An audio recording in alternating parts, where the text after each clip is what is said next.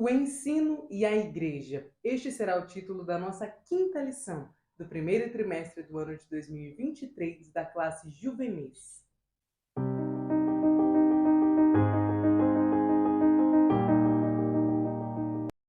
A paz do Senhor, querido aluno e professor da Escola Bíblica Dominical. Eu sou a irmã Damaris, sou professora da IBD, na congregação em que sirvo ao Senhor aqui na Assembleia de Deus em Curitiba. E hoje eu estou aqui para que nós possamos continuar meditando na lição da classe Juvenis e falando a respeito de uma igreja relevante. Então hoje nós falaremos a respeito do papel do ensino para que a nossa igreja seja relevante na sociedade.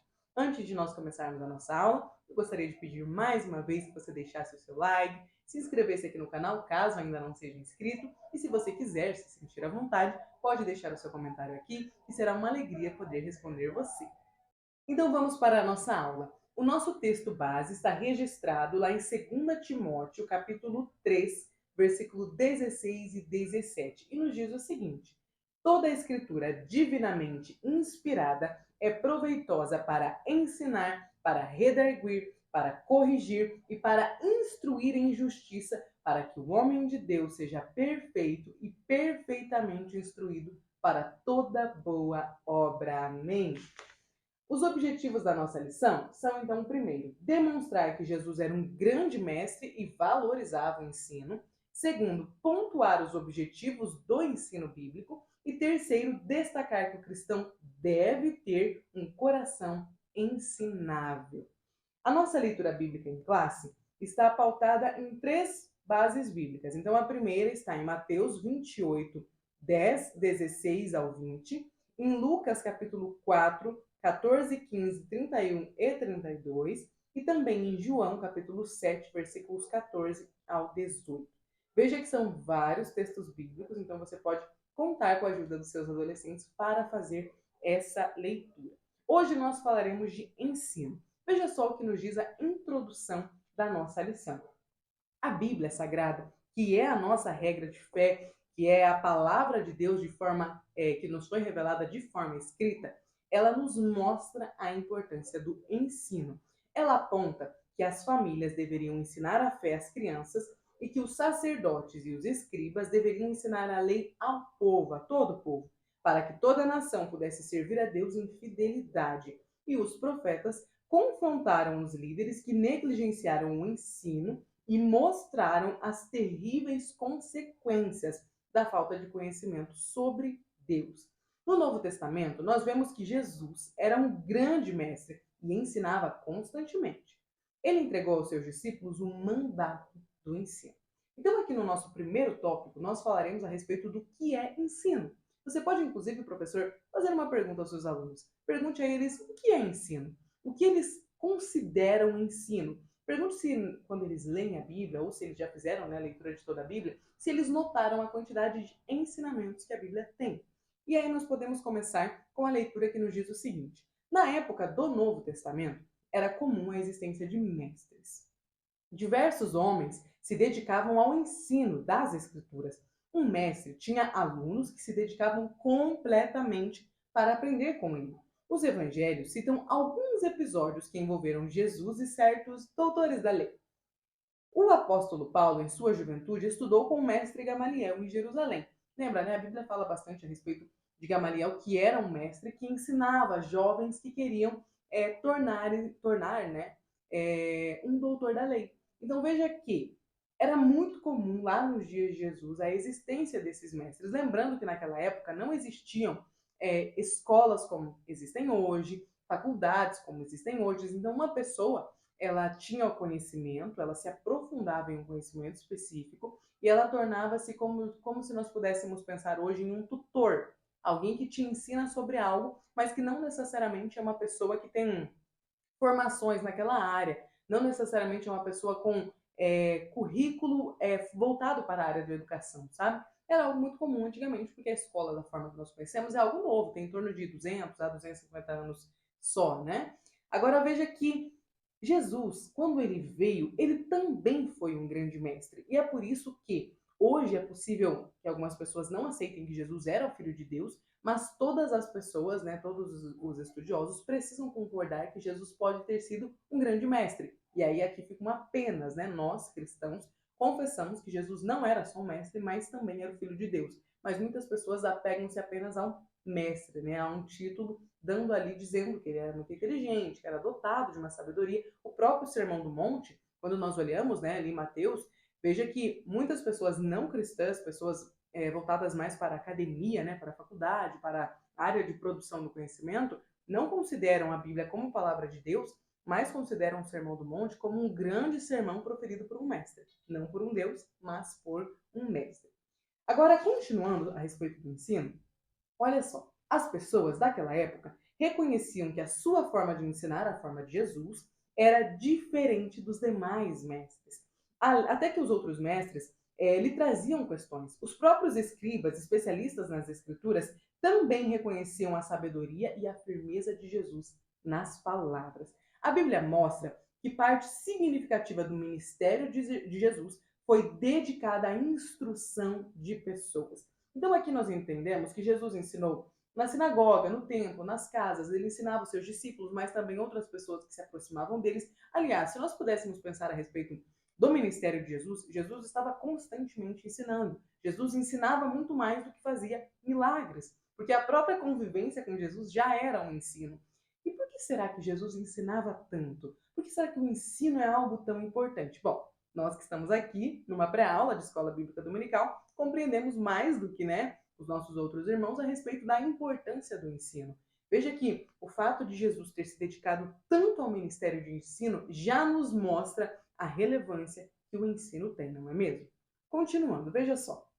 Após cumprir o seu ministério completamente, né, realizando a obra redentora na cruz, Jesus marcou um encontro com seus discípulos. Ele teve uma conversa com eles à beira-mar. Esta conversa aconteceu um pouco antes dele voltar aos céus. E nela, Jesus entregou uma missão para os seus seguidores. Olha só o que nos diz e que Mateus registrou no capítulo 28, 19 e 20 do seu livro. Portanto, ide e ensinai a todas as nações, batizando-as em nome do Pai, do Filho e do Espírito Santo, ensinando-as a guardar todas as coisas que eu vos tenho mandado. Esta missão ainda está em curso. O Senhor não apenas entregou aos seus discípulos antes de voltar aos céus, mas esta missão também nos alcança. Olha o que a lição nos mostra. Hoje, os cristãos ainda trabalham para cumprir a ordenança de pregar o Evangelho. Ensinar sobre o reino de Deus, sobre as Escrituras e sobre o Evangelho é uma vocação, um mandato e uma responsabilidade da Igreja do Senhor Jesus. Lá no contexto bíblico, né, ser discípulo significava ser aluno, significava ser aprendiz. E o termo aparece mais de 200 vezes no Novo Testamento. Jesus utiliza para se referir aos seus seguidores. Portanto, ser discípulo de Jesus significa segui-lo e obedecê-lo fielmente. Aqui nós conseguimos entender que discipular é ensinar e que o ensino possui uma importância no sentido de instrução. Então, o que é o ensino? É uma instrução, é discipular, é mostrar a alguém o caminho certo. Não é só apontar a direção correta, é ensinar a direção correta indo junto. Nós sabemos que ensinar vai muito além de dizer faça isso. Ensinar com propriedade é mostrar como se faz. É pegar o seu aluno, o seu discípulo, trazê-lo para junto de você e mostrar a ele diariamente como se faz. Com quem nós aprendemos a melhor forma de ensinar? Com o próprio Jesus. Veja que, imagina se Jesus, como Filho de Deus, tivesse vindo ao mundo e ao invés dele ter exercido o seu ministério na terra, se ele já tivesse capacitado os discípulos e falado, né, para eles, vão e falem, façam. Eu vos darei poder, eu vos capacitarei, os encherei do meu espírito. Jesus poderia ter apenas ficado apontando as coisas para eles. Jesus não precisava nem estar em corpo, né, em carne ali, em corpo físico. Ele poderia apenas, de forma como um espírito mesmo, da forma como um anjo aparece, se mostrar aos discípulos o caminho a seguir. Mas veja que Jesus veio e Jesus levava os discípulos para ver o que ele fazia, para que eles pudessem aprender na prática. Jesus foi um mestre por excelência, porque ele veio, passou em torno de 3 anos e meio com os discípulos e ensinou a eles a forma correta no dia a dia, de como é que eles deveriam amar as pessoas ao redor deles e então pregar a elas, então fazer o bem a elas. Veja que o ensinamento de Jesus era no dia a dia, era na prática. Nós vamos conviver, porque na convivência vocês conseguirão absorver a maior quantidade possível de ensinamentos. Jesus foi realmente um mestre inigualável. Aqui no ponto 2, nós falaremos sobre o objetivo do ensino cristão. Agora que nós já sabemos que o ensino é uma instrução, que o ensino é mostrar como se faz, nós veremos qual a importância e os objetivos, no caso, do ensino cristão. Olha só, o ensino de Jesus impactou grandemente os seus primeiros ouvintes. O resultado imediato disso é que multidões passaram a segui-lo, alguns porque queriam ver milagres, outros o seguiam por curiosidade e muitos creram em sua mensagem. Jesus ensinava a justiça divina e a sua autoridade, impressionava. Irmãos, imagina um homem que está ministrando em uma casa, de repente, alguém está abrindo o telhado para fazer com que um homem que precisava de um milagre descesse por esse telhado. Imagina as multidões que Jesus não tinha ao redor dele por conta da palavra dele que fazia com que os milagres aconteciam. E também tinha uma questão da polêmica, né? Porque nós sabemos hoje que o ser humano gosta de uma polêmica, de uma fofoca, é muito curioso, gosta de saber o que está acontecendo. Então imagina, as pessoas falavam, olha, tem um mestre andando por aí que ele realiza milagres. Mais do que realizar milagres, ele realiza milagres no sábado. Ele literalmente questiona, ele é questionado, pelos fariseus e ele dá respostas a eles à altura. Ele é um homem que não obedece às nossas leis e tradições.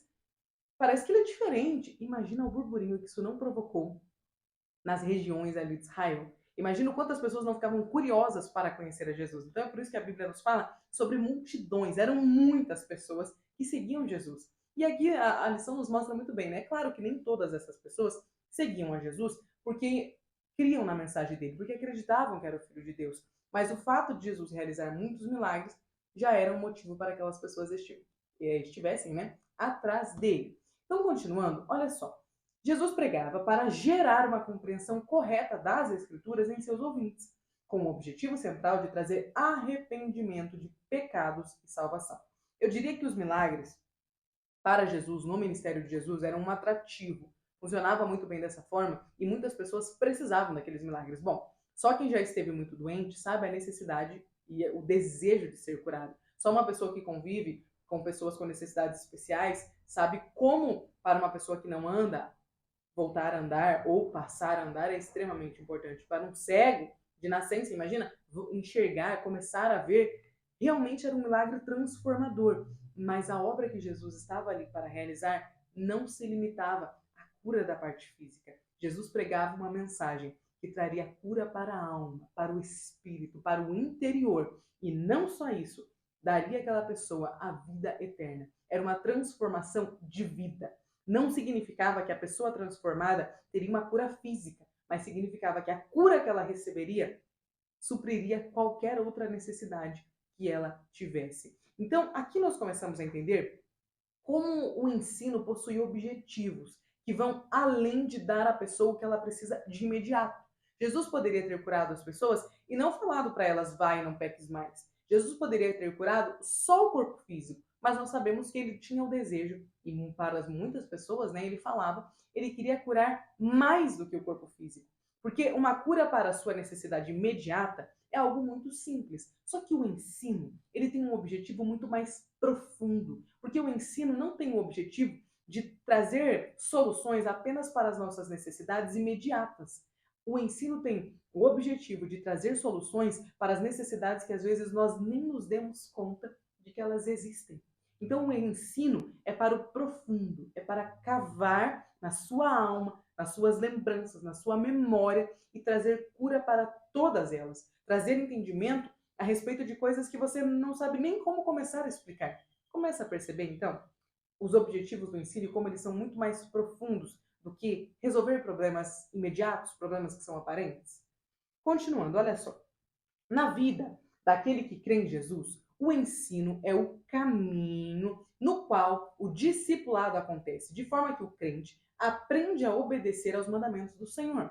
Ao longo do tempo, ao longo da caminhada, prosseguindo em conhecer a Deus e também as Escrituras, o cristão passa por um aperfeiçoamento, tendo como referência o objetivo de ser como Jesus. eu diria que o ensinamento, o ensino para o cristão, para a igreja, é essencial, é fundamental. Porque pensem comigo, irmãos, quando nós chegamos a Cristo, lembra lá da sua conversão, lembra lá dos seus primeiros dias de batizado, caso você tenha crescido na igreja, como você era no seu primeiro, né, no seu primeiro contato com Deus mais profundo. Eu me lembro que eu ainda não alcancei o nível que pretendo, quero, né, gostaria de continuar alcançando para me parecer mais com Jesus. Mas da forma que eu era para o que eu sou hoje, eu posso erguer as duas mãos para os céus e dizer que Jesus tem me transformado dia após dia. Porque a caminhada com Jesus é uma caminhada repleta de transformações. Então veja que o ensino, conhecer a Jesus, conhecer as Escrituras, né, que é um dos meios pelos quais nós conhecemos ao Senhor, é fundamental para que nós possamos adquirir conhecimento e ir ganhando estatura, e ir tornando-se pessoas maduras na fé. Então o ensino é fundamental. Mas pensem comigo, além do exemplo das nossas próprias vidas, lembra de Pedro, quando Jesus encontra Pedro pela primeira vez? Dá para acreditar que aquele Pedro, que tinha pescado a noite toda e não alcançado nada, né, que conheceu Jesus ali meio que de supetão, um dia extremamente frustrante para ele, dá para acreditar que aquele Pedro tornaria-se um apóstolo, um pastor da igreja e seria crucificado de cabeça para baixo por amor a Cristo? Não dá para acreditar, não é mesmo? Aquele Pedro que cortou a orelha de Malco, bravo, irado, que negou a Jesus 3 vezes, não dá para acreditar que é o mesmo Pedro que nos escreve cartas tão lindas, tão profundas. Por quê? Porque aquele Pedro ainda não tinha sido transformado pela convivência com Jesus, pelo ensino diário que o Mestre lhe daria. Quando Jesus chega nas nossas vidas, quando Jesus passa a nos ensinar, nós nos tornamos pessoas completamente diferentes. Porque conviver com Jesus, aprender de Jesus, faz isso com a gente. Vamos lá agora para o nosso terceiro tópico. Olha só, o que precisamos aprender? Quais são os temas que nós precisamos aprender? Primeiro, ler a Bíblia. É o ponto 3.1. Veja só, a leitura da Bíblia é essencial para o cristão. Não há como nós sermos cristãos e não termos uma leitura sistemática da palavra de Deus, uma leitura diária, porque o cristão se alimenta da palavra de Deus. Essa palavra é a fonte que literalmente mata a nossa sede, sacia a nossa fome, que rejuvenesce, né, a nossa alma, que nos traz ânimo. É a palavra que nos traz confronto, que nos traz exortação, que nos traz edificação. Então, para um cristão, a leitura da Bíblia é essencial. Além disso, veja só, quando nós lemos a Bíblia, Deus fala conosco. Lembra daquela fala que as irmãs das classes de criança na escola dominical nos falavam? Quando a Bíblia abre, Deus está falando. E aí nós ficamos quietinhos. Lembra desse termo? As minhas tias da EBD me falavam muito isso. E é fundamental que as nossas crianças aprendam, cresçam na igreja, entendendo que a Bíblia de Deus que a Bíblia é a palavra de Deus. Então aqui nós estamos diante do que o Senhor quer que nós conheçamos. Aqui está a mensagem que Ele inspirou homens e preservou, né, após toda a inspiração deles, para que essa palavra chegasse até nós. Não há como você ser cristão e negligenciar a leitura da Bíblia, porque é como se você estivesse se recusando a ouvir o que o Senhor escreveu para você e que o Senhor preparou para a sua edificação. Consegue entender a importância da leitura da palavra? Veja só, a Bíblia deve ser lida continuamente, todos os dias. Não há como nós pensarmos, eu li a Bíblia segunda, eu li a Bíblia domingo à noite na igreja. Não basta. Nós, então, que somos professores, que trabalhamos com a área de ensino na igreja, a nossa alimentação, né, a nossa busca pelo entendimento da palavra de Deus deve ser ainda mais profundo, porque sobre nós está a responsabilidade de ensinar a palavra de Deus. Então, por que nós precisamos ler mais, conhecer mais? Porque nós temos que entender primeiro para explicar depois o que nós entendemos. Veja como o Senhor trabalha de uma forma maravilhosa, né? Nós não convivemos com as pessoas que escreveram a palavra de Deus. Nós não vivemos no tempo em que a palavra de Deus era escrita. Só que nós temos o privilégio de ter a Bíblia completa, os 66 livros na nossa mão, no nosso dia a dia, na nossa casa. Então nós conseguimos ler na nossa tradução. Nós não precisamos aprender um outro idioma para ler a Bíblia, nós lemos no nosso idioma. E dessa forma nós conhecemos o plano de Deus através dos séculos, o plano de salvação que Ele fez para nós. É maravilhoso ler a Bíblia. Não ler a Bíblia é negligenciar a mensagem que o Senhor preparou para nós. Segundo ponto, quem é Deus? Na Bíblia, nós temos uma convocação profética. Conheçamos e prossigamos em conhecer ao Senhor. Está lá registrado em Oséias capítulo 6, versículo 3. Precisamos dar ouvidos a esse convite. O nosso Deus, ele é grande, é poderoso, é forte, é justo e amável, e nós precisamos conhecê-lo cada dia mais. Veja que uma igreja relevante é uma igreja que sabe quem é o Senhor. E nós só podemos saber quem é o Senhor se nós conhecermos a sua palavra. Porque como eu posso conhecer um Deus se eu não conheço nem o que ele deixou escrito para mim? É como se nós tivéssemos o privilégio de conhecer uma pessoa através de cartas. E aí você fala, eu conheço fulano. Você já leu as cartas que ele te enviou? Ah, não. Imagina um amigo que ensina, que escreve para você várias cartas e você não abre nenhuma delas. Ah, o fulano é meu amigo, o Beltrano lá, a gente é muito próximo. Como? Se você não lê nem o que ele escreveu para você. A palavra de Deus é assim para nós. O Senhor escreveu, preparou, né? Não escreveu a punho, mas ele inspirou homens para que eles escrevessem a palavra que ele revelou. Ou seja, é uma carta para nós. Não, negar a leitura dessa palavra é negar o conhecimento de Deus. Então, uma igreja relevante deve ler a Bíblia todos os dias e conhecer a Deus. A Bíblia toda é uma revelação a respeito de quem é Cristo. Então, não há como conhecê-lo sem ler a palavra dele. Aqui no terceiro ponto, nós temos o ser fiel a Deus, no 3:3. Quem é cristão precisa viver em fidelidade para com Deus. Precisamos aprender o que é certo e o que é errado no reino de Deus, a fim de não pecar contra o Senhor. Conhecer a Deus, conhecer as Escrituras é uma das formas de evitarmos o pecado. Aliás, eu diria que é a única forma, porque através das Escrituras nós vemos inúmeros homens, inúmeras mulheres que erraram, que pecaram, e nós podemos aprender com o erro deles a não insistir nesse mesmo erro. Então, se eu sei que é preciso esperar o tempo de Deus e eu vejo os frutos amargos que Sara colheu por não ter esperado o tempo de Deus, se eu vejo os frutos que Raquel colheu por não esperar o tempo de Deus, então eu aprendo que a espera é necessária. Veja que a Bíblia é um ensinamento constante, reiterado. Vários pontos na Bíblia nos são mostrados diversas vezes para que fique fixo na nossa mente. Então, veja que ser fiel a Deus só é possível quando eu conheço a palavra dele. Eu só consigo fazer o que é certo e o que é errado se eu souber o que é o certo e o que é o errado. Agora nós vemos que para isso, para que nós possamos ser fiéis a Deus, é necessário se afastar das tentações e buscar a santificação todos os dias. Onde nós aprendemos como se afastar do pecado e como nos aproximar de Deus? Na palavra dele. Aqui nós temos homens que escolheram estar mais próximos de Deus e temos homens que escolheram se afastar. Então, aqui está o nosso ensinamento, o nosso modelo, o nosso exemplo de como ser fiéis a Deus. No ponto 3.4, viver os valores do reino. Então, aqui está o quarto ponto do que nós precisamos aprender. Veja só, nós fomos chamados em Cristo para ser luz do mundo, para ser a diferença, para ser o sal da terra, para literalmente ser cristãos. Ser cristãos é ser diferente de todo o resto. Diferente em vários sentidos. Primeiro que o mundo pode estar desesperado, pensando o que vai ser, né? O que nos espera. Algumas pessoas podem olhar para o nosso redor, né? Para cada dia mais o pecado aumentando e pensar, poxa, o que vai ser da gente? Será que Jesus não vai voltar nunca? Enfim, o mundo pode ter esse sentimento de desespero, de estar acabando tudo. Mas nós cristãos temos um Cristo, tem um céu nos aguardando. Existe uma esperança da qual nós podemos nos alimentar, na qual nós podemos nos segurar. Então veja a importância de ser a diferença, de ser sal do mundo. O mundo precisa olhar para nós e pensar, poxa, tem algo diferente naquela pessoa. O que essa pessoa tem que ela está sempre sorrindo, tem uma alegria, tem um brilho nela, que não é normal. Essa pessoa é você, é um cristão. Essa pessoa precisa ser você. Essa pessoa, essa pessoa precisa ser eu e você. Nós, como cristãos, precisamos ser sal do mundo, ser luz no mundo. No mundo de trevas, no mundo de escuridão, no mundo que vai se aprofundando cada vez mais no pecado, eu e você somos a luz. Nós resplandecemos o brilho de Cristo. Aleluias!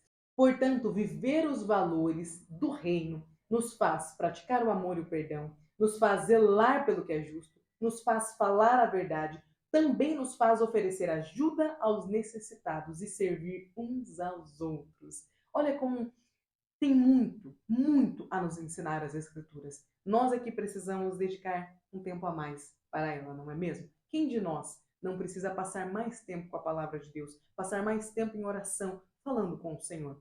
Que o Senhor nos ajude, que nós possamos alcançar esse coração ensinável, essa capacidade de entender que é necessário, sim, dedicar-se à Bíblia e dedicar-se à oração para conhecermos cada vez mais Deus a quem nós servimos. Aqui no quarto ponto, nós temos o aprendendo uns com os outros. Veja que a fé em Cristo não é um caminho que nós podemos trilhar isoladamente. Não dá para ser cristão sozinhos. Toda lição acaba surgindo um ponto que nos faz voltar à questão de ser desigrejado, né, de não ter companhia, de querer ser cristão sozinho. Veja que a fé em Cristo precisa acontecer no conjunto, no partir do pão, na vivência diária. Nós precisamos estar em comunhão para aprendermos uns com os outros. Por isso a igreja é um local de ensino, um local de aprendizagem. O ensino acontece de várias maneiras diferentes. Na escola dominical, nos cultos, durante a pregação, por meio de cursos bíblicos, por meio de palestras e trabalhos ministeriais. Entretanto, para ser um verdadeiro discípulo, precisamos ter um coração ensinável. Isso é, ter humildade para aprender. A soberba e a vaidade são obstáculos para a aprendizagem. Querido irmão, querido professor, querido aluno, querida irmã, querido irmão que está aqui me assistindo, querido professor, aluno da Escola Bíblica Dominical, você possui um coração ensinável? O Senhor tem liberdade para te confrontar, para te ensinar, para te corrigir, para edificar você? O seu coração permite que o Senhor te corrija? Permite que as autoridades que estão sobre você possam te corrigir? Você se permite aprender com os irmãos que estão ao seu lado? Você se permite olhar para a vida do seu irmão e pensar: posso ser melhor como aquele meu irmão na oração? Eu posso ser melhor com aquele meu irmão na área da generosidade. Eu posso aprender com aquela irmã um pouco mais a respeito do amor às Escrituras. Eu posso aprender com aquela minha irmã um pouco mais a respeito do amor à família. Veja que a comunhão uns com os outros no dia a dia na nossa congregação, ela nos dá muitas oportunidades de aprendizado. E nós não podemos negar ou negligenciar, né, as oportunidades que surgem para o nosso aprendizado. Porque nós precisamos, como cristãos, como filhos de Deus, como representantes dele aqui na terra, termos um coração que seja ensinável. Amém? Eu desejo que nesta aula você possa passar aos seus adolescentes a importância, mostrar a eles o quanto o ensino é fundamental para que as nossas igrejas sejam relevantes. Conhecer a Deus, dedicar tempo às Escrituras, dedicar tempo à oração, nos faz conhecer a Deus. É o único caminho que nos leva para conhecer quem Deus é, conhecer quem o nosso Deus é. Portanto, se tem algo que nós precisamos para ser uma igreja relevante na área do ensino, é dedicar tempo ao Senhor. Eu sei que os nossos dias estão cada vez mais atarefados. Eu sei que cada vez a gente tem mais coisa para fazer e todo dia tem alguma coisa querendo a nossa atenção. Seja as redes sociais, seja as plataformas de streaming, ou mesmo seja a nossa família, as crianças, né, os filhos querendo o nosso tempo, as próprias atividades da igreja. Porém, Deus deve ter o primeiro lugar das nossas vidas. Amém? Deus abençoe e até a próxima aula.